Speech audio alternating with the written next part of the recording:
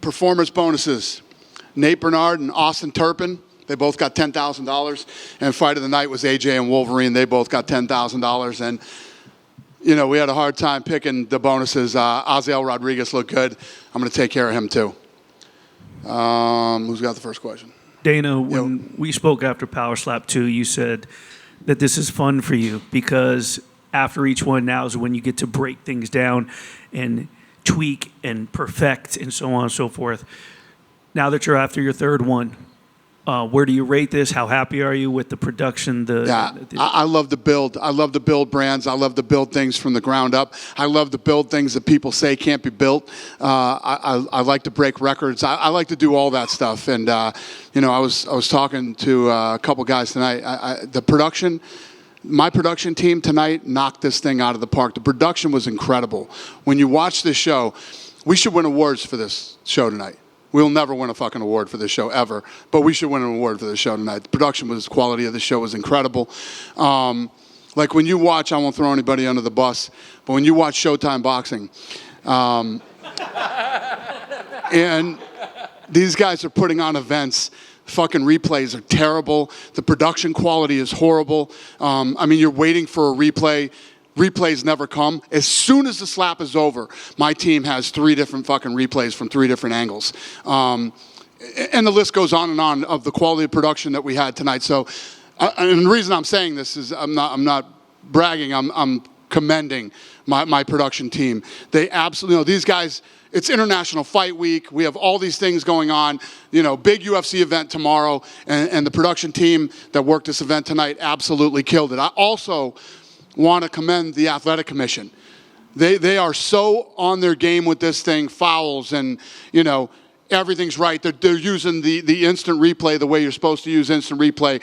When you think about how instant replay should be used in sports, just Nevada State Athletic Commission, congratulations, amazing job on such a, this is our third live event in Vegas, and they killed it. So I don't know if I answered your questions, but I hope I did. Yeah. I've got a couple for you. This is the third event you've put on, and even for me as a spectator, I noticed in the main event sort of different tactics, different skills that they're trying to use, and it's like you're seeing the sport evolve in real time. I'm curious if you, watching it, feel the same way. 100%, yeah. Part of the scrutiny that we've had over the last 6 months, it's awesome. You have to have this I have to have this kind of stuff. I love this shit. And, when me and my team look at, dive in and start, how do you make this better? How are we better than the last time we were? I don't know if you would try to excel to the level that we're trying to excel to without the critics and the scrutiny and all the things that come along with it. This thing is so identical to the UFC when we started. It's scary. Other than the fact that it's way more successful sooner than the UFC ever was. You know what I mean? The sponsorship is off the charts on this thing, and it just, tonight was a big night for us. So every so often you get a match where like one guy fouls one guy, then they'll get fouled back, and it kind of sort of slows down into this foul-y sort of thing. Do you expect that to disappear as this sport gets further and further along? Yes, and what happens is a lot of these guys are inexperienced. Some of these guys are starting to, but there's going to be so much money involved in this thing. You guys just talked to the Crazy Hawaiian. He's like, this was something for me. Now I'm going to start taking this a lot more serious than I did. And I was telling Kevin earlier, a few of these guys have already quit their jobs. The Bell always wanted to buy a Mustang GT. He bought a Mustang GT after his last event. And this is, we're 6 months into this thing. And, the 2 guys that fought on the main event have made over $100,000 already this year. So, this is real money. This is life-changing money for a lot of these guys. And the answer to your question is yes.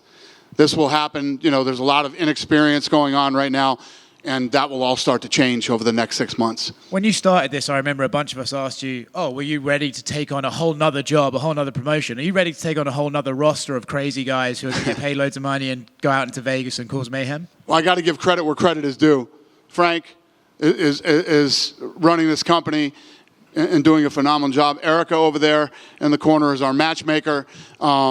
and a lot of other people that are helping working on this. This isn't me doing everything myself. One thing that there aren't many things that I'm good at, but one thing I am good at is I've always been good at building good teams around me. I did it with the UFC.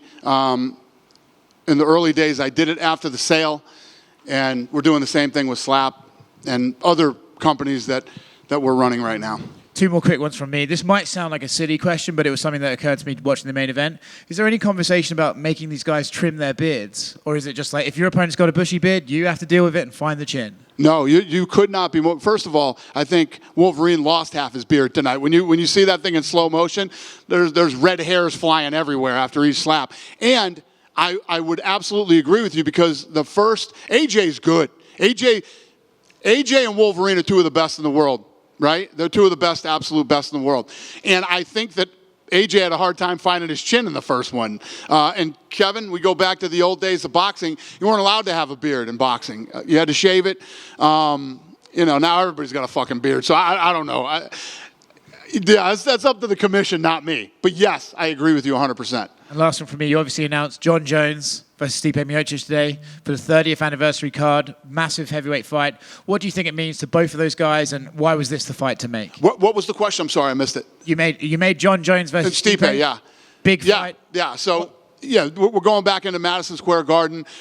This is a fight that had to be done for, especially, when you think about the legacy of Jones, the legacy of Stipe, the greatest mixed martial artist of all time versus the greatest heavyweight of all time.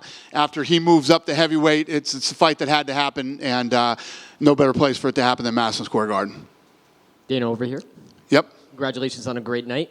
Thank you. Watching on TV is pretty exciting, but also being there in person is like mainlining adrenaline. Right. Is the key to this getting this in front of crowds? What's the contingency plan of getting this in front of crowds? So in the next 2 years, if you look at how far this thing has come, some of you I've talked to personally, when I say shit public, you think I'm still fucking doing this 3 events and this thing isn't this thing is a fucking juggernaut, okay? A juggernaut. And what we're working on right now is regulation. And we have a bunch of states lined up. In the next 2 years, half of the states that have commissions will have Power Slap. So right now, this thing is an invitation-only event that we're doing here. Tonight we had obviously a lot of media members here because of International Fight Week. Thank you for having an open mind and coming and checking it out. We had lots of sponsors here tonight, and sponsorship on this thing is going through the roof. Once we get it legalized, we're going to start taking this thing to different states for live events. But if this is our 3rd event, in the next 2 years, you're gonna start to see this thing move around a lot. For educational purposes, for people watching at home, does it come down, because the Ultimate Fighter was essentially a Trojan horse to educate people about the sport.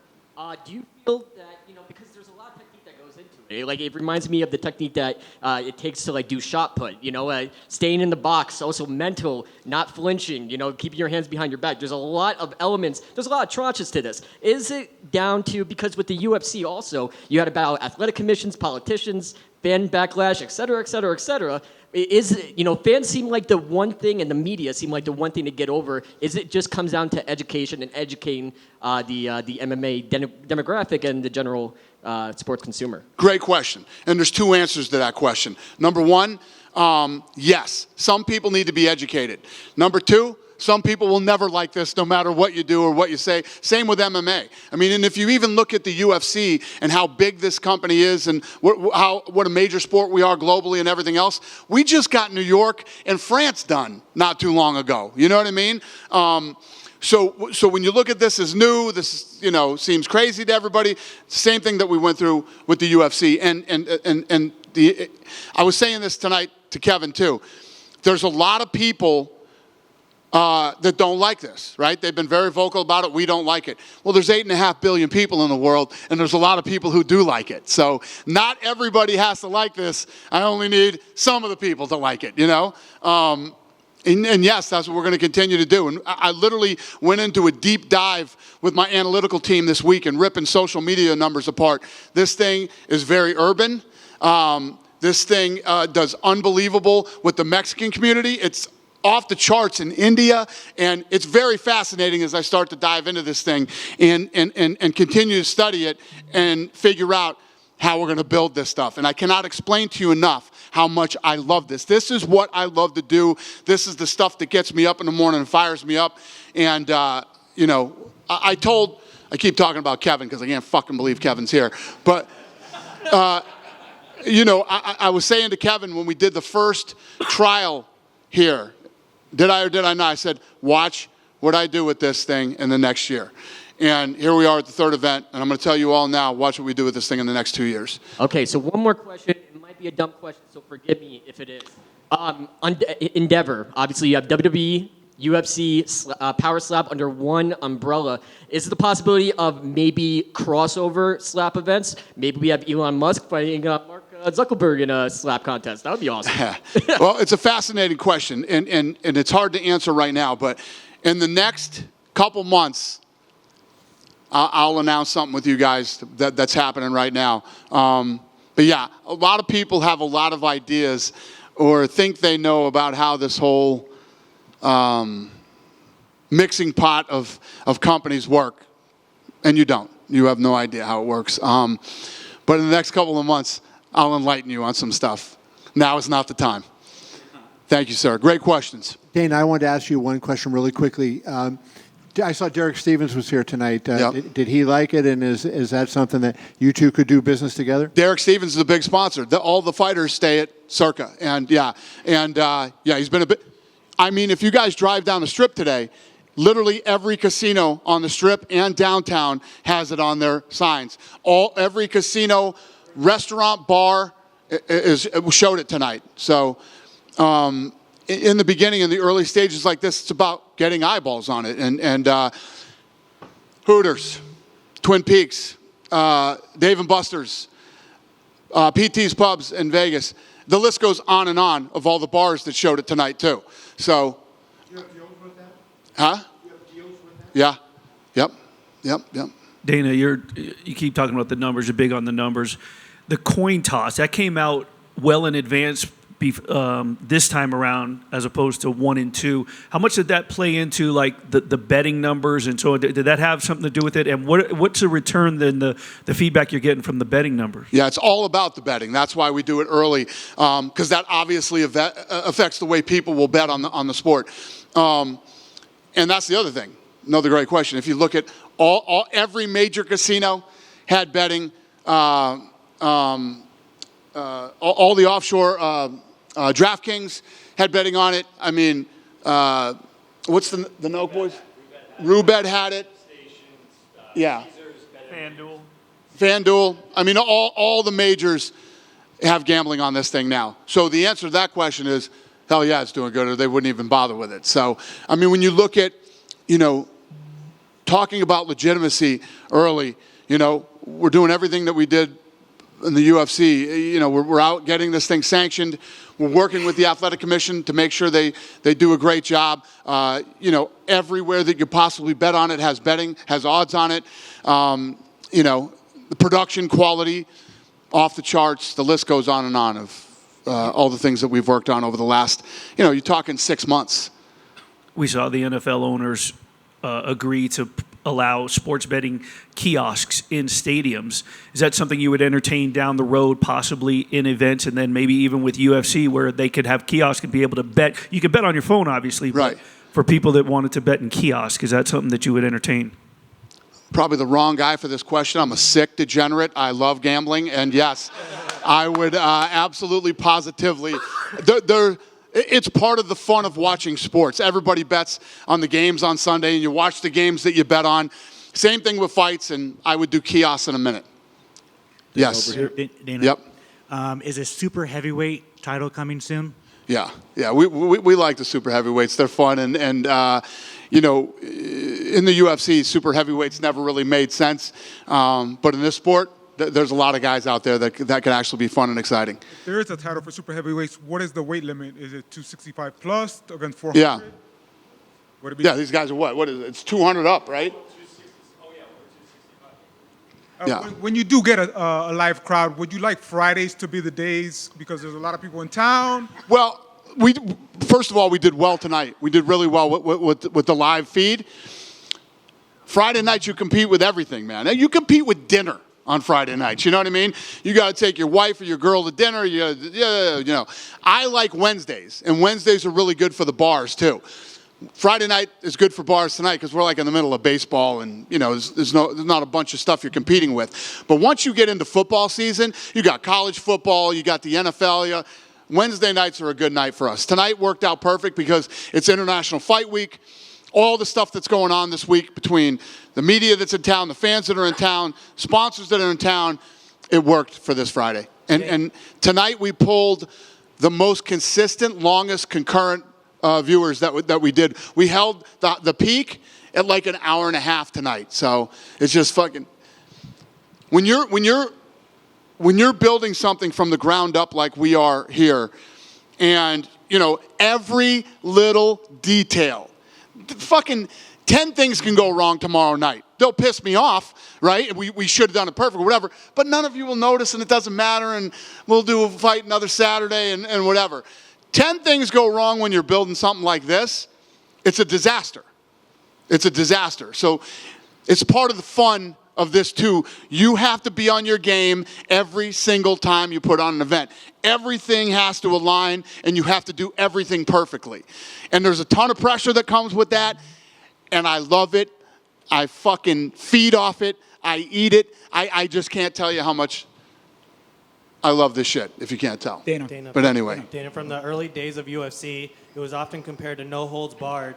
And when you think about the times of the struggle and everything, and considering the lessons that you learned along the way from where the UFC began to where it is now, what are some of those lessons that you're trying to apply to Slap and trying to take it to extents that it hasn't made before? Well, like I said before, early on, we're focused on the things that matter.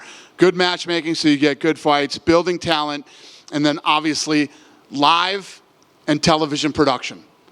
If you don't screw those things up, you're in good shape.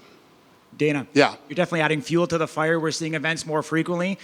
They announced Power Slap number 4 coming up on August 9th on Wednesday.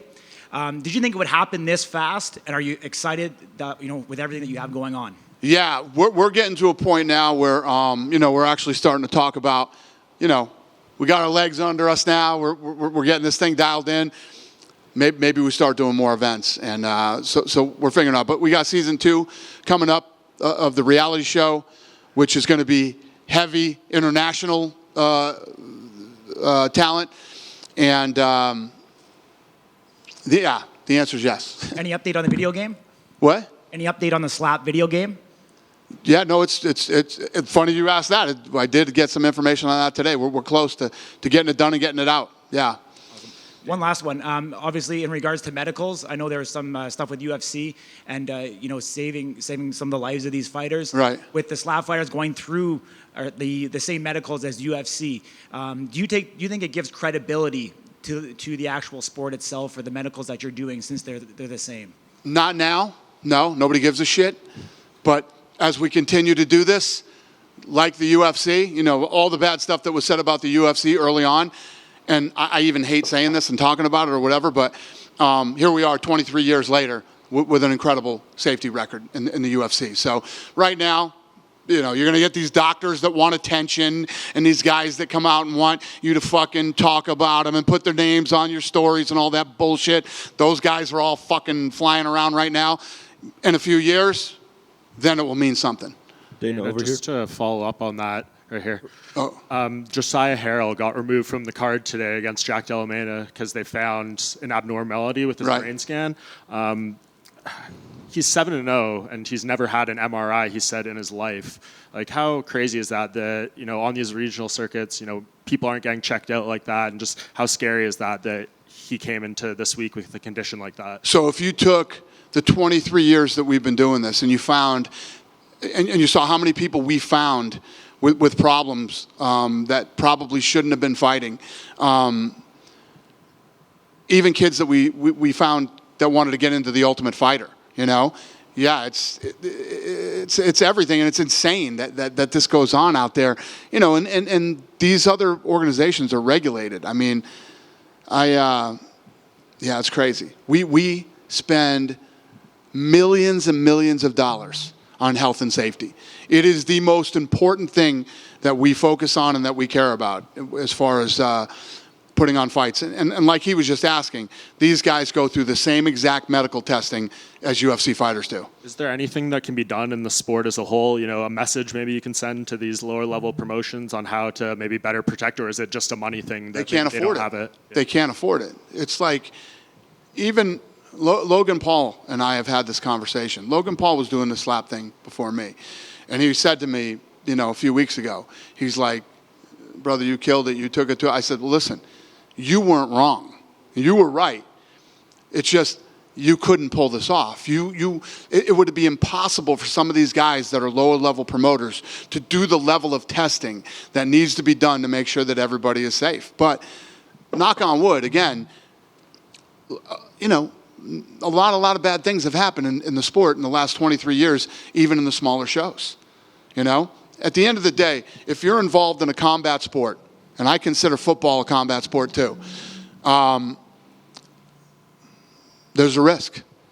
Every time you go out and compete, there's a risk. What we try to do is minimize the risk as much as possible. It was part of the reason we built the PI too. You know what I mean? We got these athletes in there for weeks, sometimes months, evaluating them, making sure they're good, making sure they're training properly, you know, healthy, safe, list goes on and on. You mentioned the production of tonight's event, how proud of it you were. Does this need to stay here in the Apex to maintain that? Or No. if this goes as far as you want it to be, and maybe you look at arenas, things like that, is it possible to maintain that same thing in bigger venues? 100%. I mean, you look at what we do with the UFC.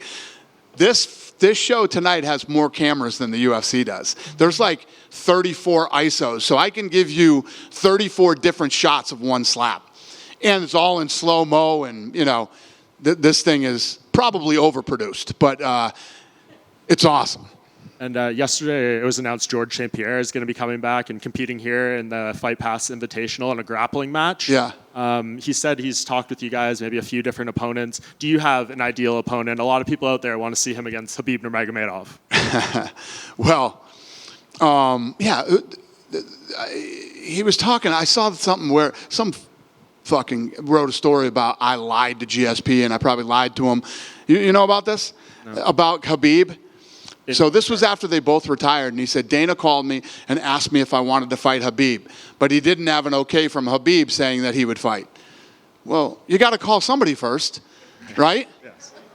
You got to call somebody first. I don't get them on fucking three-way calling and say, hey, guys, what's happening? Would you like to come out of retirement and fight each other? So George had been retired longer, so the question was, would George even consider, you know what I mean, fighting Khabib? He said yes. So then you talk to the other guy. But yeah, I thought that was a weird, and again, there's a lot lost in translation when George St. Pierre talks too. So maybe I'm wrong, I don't know, but the way that I read it, he was saying he felt like he was kind of lied to or something, or that's the way they wrote the story. Who knows what he really said? But yeah, I thought that was weird today. But what are you asking me? Could Khabib be GSP's opponent for this grappling match? Got it.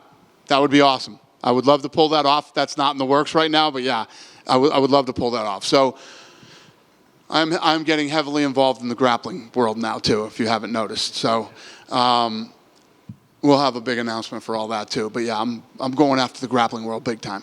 And just one more, Leon Edwards was doing some interviews at UFC X today, and he said he met with you guys, and Colby Covington fight could happen at Madison Square Garden in November, maybe the co-main event for Jones and Miocic. How far along is that? Yeah, that could happen. There's a lot of options. I don't want to talk tonight about potential UFC shit. I mean, we could be here all fucking night talking about that, but yes, that is a potential. Hi, Dana. Yeah, hi, Ben. Every week or every event I ask you about the women, but I have a different question about the women. You mentioned all the analytics and stuff you're looking into. Have you found that women are receptive to even watching? Yes, it's crazy. We had first of all, in the deep dive that we did into social media with my analytical team, skews higher in women than I would have ever imagined. Tonight, there was a 2-star general here. His wife was here. And one of the things that I noticed when I talk to women is they get it. This doesn't need to be explained to them. You don't have to break it down like you do, you know, UFC or MMA or whatever you want to, any other combat sport you want to talk about. Women get it. We get a lot of things. True. No, I don't disagree, but you don't expect women to be, we're going to Vegas and we're going to a power slap event. Yeah, it's awesome. I love that they talked to a few women tonight. So any update on any women on the next card? Frank, they're coming. We're working on it. Thank you. Thank you. Dana over Hey, here. Dana. Yep. I wanted to ask you about Austin Turpin and his performance. What do you make of that? Is that dude a maniac? Yeah. He's a maniac. What do you He make just quit his job. He's focusing full time now on this. And yeah, the kid's impressive. You look at him and you look at him and you look at the guys he's going up to against and you think he's in trouble. This kid's a powerhouse and he's an absolute lunatic. And I also wanted to ask you about the co-main event between the crazy Hawaiian and Micah. I know you were pretty excited about that one, 400 pounds versus 400 pounds. Were you slightly disappointed we didn't get to see a finish in that one? Listen, every fight can't be a finish. I told him that when he just walked out. He's like, I wanted to finish. Every fight isn't a finish, kid. It doesn't work that way. But like I said, he said, I'm going to start taking this serious now, man. This was something tonight. This was a different level. This was more than I expected.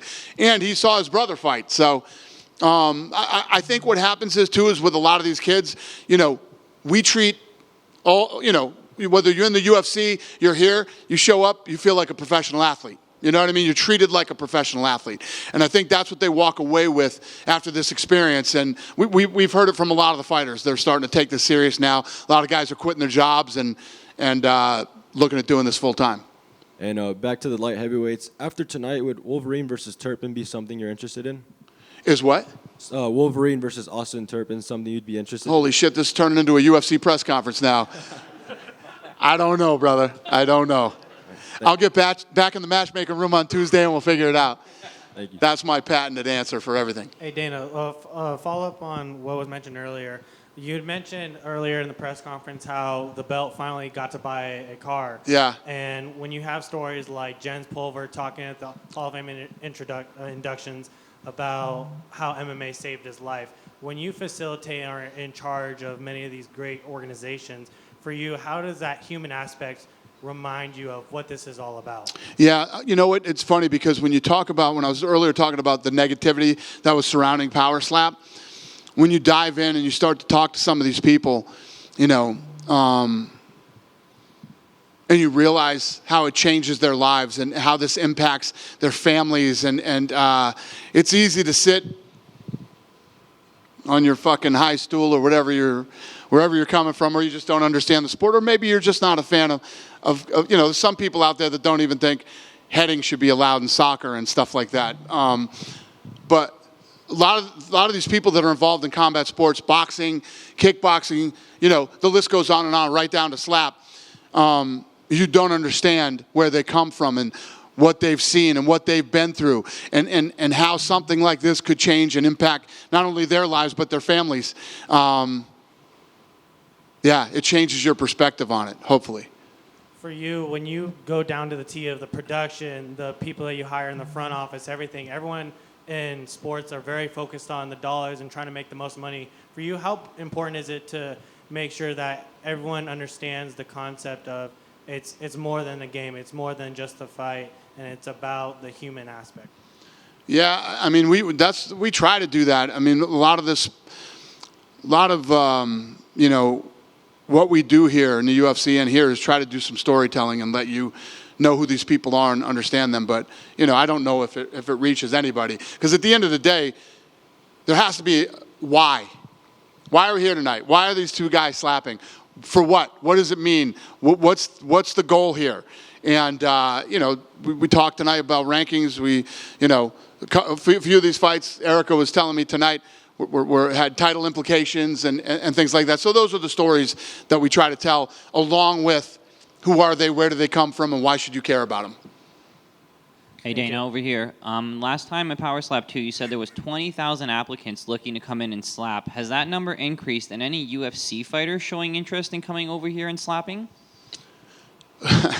Macy Barber was talking to me about it tonight. I don't know if she's serious, but yeah, who as this thing continues to grow, and at the end of the day, the reality is the more money that comes into the sport, the bigger it gets, and the more people that'll be looking for opportunities. But yeah, I think that you will see it. But the balls that you have to hold that pad behind your back and take a slap from another person is another level.